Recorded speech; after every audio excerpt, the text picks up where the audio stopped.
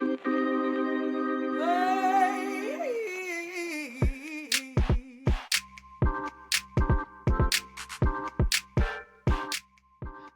you work for the Catholic Church and want to reclaim time for discipleship, we are here to help. I'm John Kahns, and this is the Catholic Ministry Professionals Podcast, your favorite leadership development podcast for Catholic churches. Today, we're going to talk about burnout. All right, someone on your team may be experiencing some burnout, but you don't know what to do about it, right? So sometimes what happens then is we do nothing and it gets worse. This episode is about changing that process. And if it's not happening now, you've probably seen it happen, whether it's your pastor or whether it's a team member or whether it's just a really regular volunteer who goes above and beyond and now they're just tired. So most parish leaders who watch a colleague burn out, it's not because they're indifferent. It's not because they don't care. We do care. But caring without the structure to have the conversation can leave everyone feeling stuck in this moment where somebody is really struggling. And so we want to change that. So the default response in this case is one of two things, either a hallway. In the hallway, we're just saying, hey, how are you doing? And that gets a fine. I'm good. I'm good. And everyone moves on. Or sometimes it's just silence because it's not your place, to maybe step into their life and say this. We can justify that to ourselves.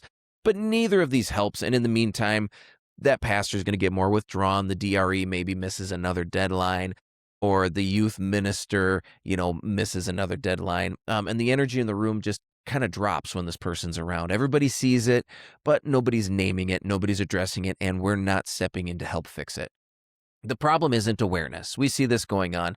It's simply that there's no moment in the week where we're really honest with each other, and it's expected. A simple, I've noticed something is the normal thing to say, and it's not a confrontation. It's an opportunity for us all to gather and rally together. So we want to talk about the 3 things that we can do if our parish is in some version of this moment where there is somebody that is struggling on our team, maybe experiencing some burnout. And those 3 movements are going to be to honestly see it, to say it, and then to create the moment, right? The moment where we're going to address this normally as a team. And so that first thing that we want to do is to see it, right? Most burnout doesn't announce itself. It shows up as the pastor who stops asking questions in meetings. They're not interested anymore. It's the DRE who's bringing ideas, who used to bring ideas, but now they're just checking off the items on their list and their tasks. It's the associate pastor who's shortened conversations that they used to enjoy, right? It's not necessarily a breakdown. It's just kind of this slow dimming that happens over time. And because it happens gradually, the people around it can feel really normal. Like it just becomes, oh, this is just how this person is. That's just how he or she is lately. She's been stressed with the capital campaign. These explanations become a reason not to act. So we just want to make sure that we're seeing it clearly. And that means naming then what we're actually observing, right? Not diagnosing, not assuming that we know why, but just noticing a pattern and taking it seriously before it becomes a crisis. And I remember this in my own life, even way back going to college, that of all people, the person who managed the kitchen mentioned to me, hey, John, I've noticed that you used to come in all smiley, but, now I've noticed that you're coming in and you just seem a little bit down. There's not a smile on your face. You're not, energetically interacting. And we weren't particularly close, but he managed the kitchen. We saw each other every day. And it was a moment for me to step back and say, well, am I okay? What's going on? It was my senior year. I was preparing for the end of college, so it was a big transition time for me. But again, it let me know that he cared. So again, we want to observe the patterns and then feel the freedom then to say it, right? And that's this second movement. It's the second thing we want to do is to say it. Are you okay?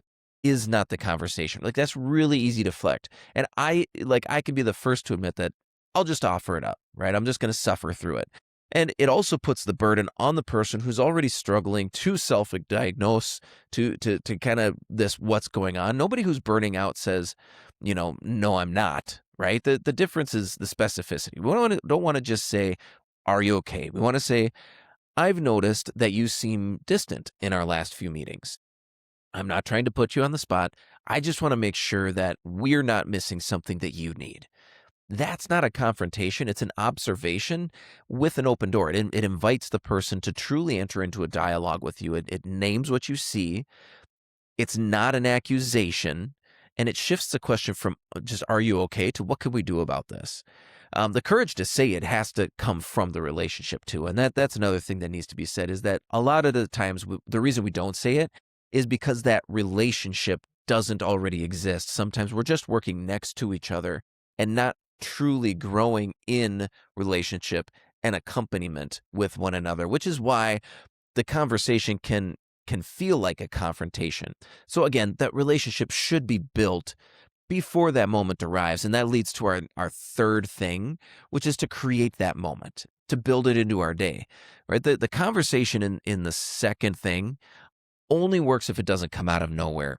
If it's the first time you've ever named something hard, is in that moment where somebody's visibly struggling, it's going to land as an intervention, right? And nobody wants everybody to think that they're so broken they need an intervention. And that's when people get defensive.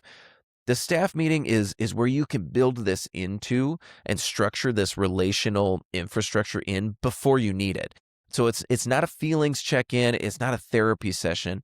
It's a standing accountability moment on the agenda. It can be brief and direct and expected. And that's where how is everyone actually doing? It can become a normal question, not a red flag, not something where someone has to get defensive and go, whoa, whoa, whoa, that's not what's going on. When this moment exists every week where you're just saying, hey, I've noticed blank. It's not an ambush.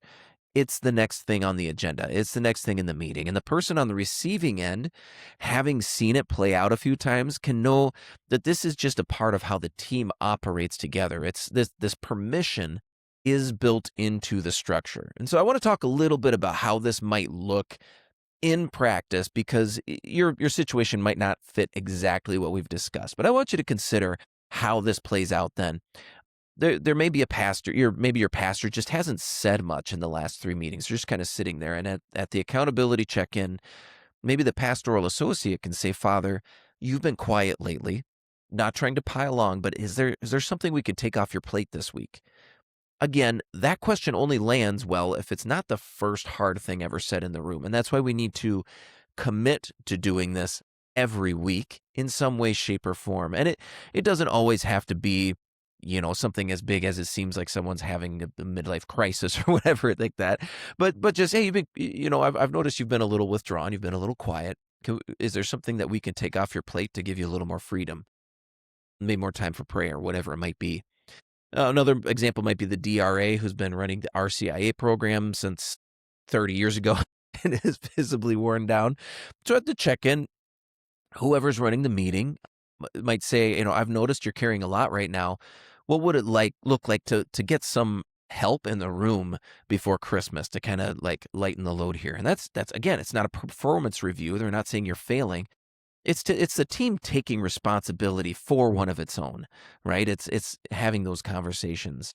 There might be a youth minister who's really energetic on Sunday, but they're missing deadlines on Wednesday. And at the check-in, the pastor might say, I want to make sure that we set you up to succeed here.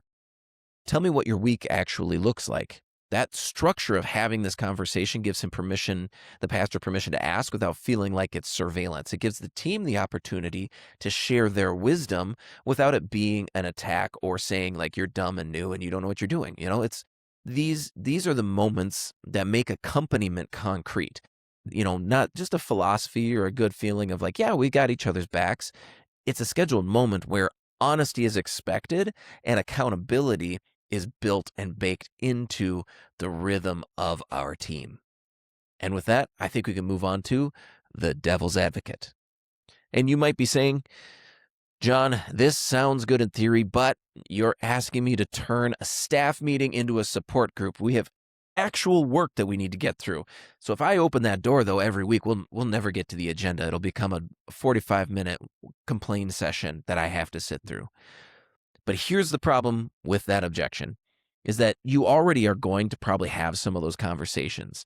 It's just that it's happening in the parking lot after the meeting, or it's not happening at all, or it's that check-in where you step into somebody's room and suddenly you're there for 35 minutes, right? This accountability check-in isn't intended to add emotional weight to your meeting. It's meant to kind of help contain and harness it and leverage it forward.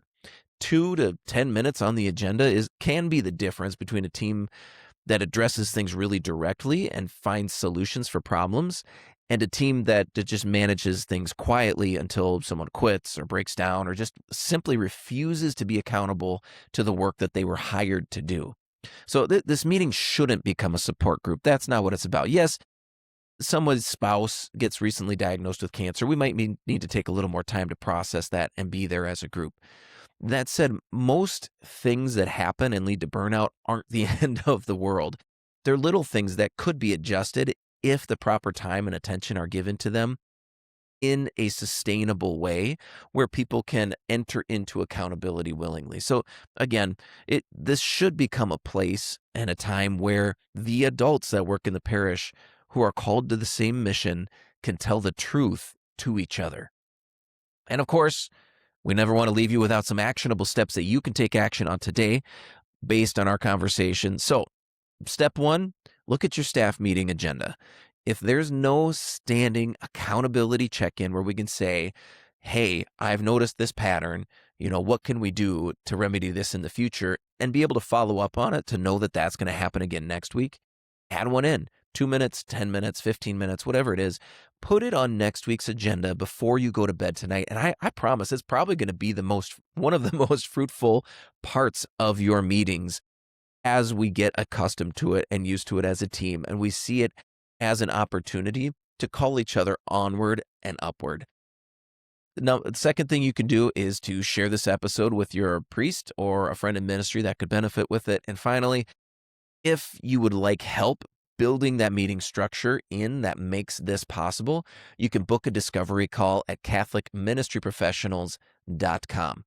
And with that, I want to thank you for listening to the Catholic Ministry Professionals podcast. Please take a moment, if you haven't, subscribe, leave us a review wherever you're listening. And with that, we'll see you in the vineyard.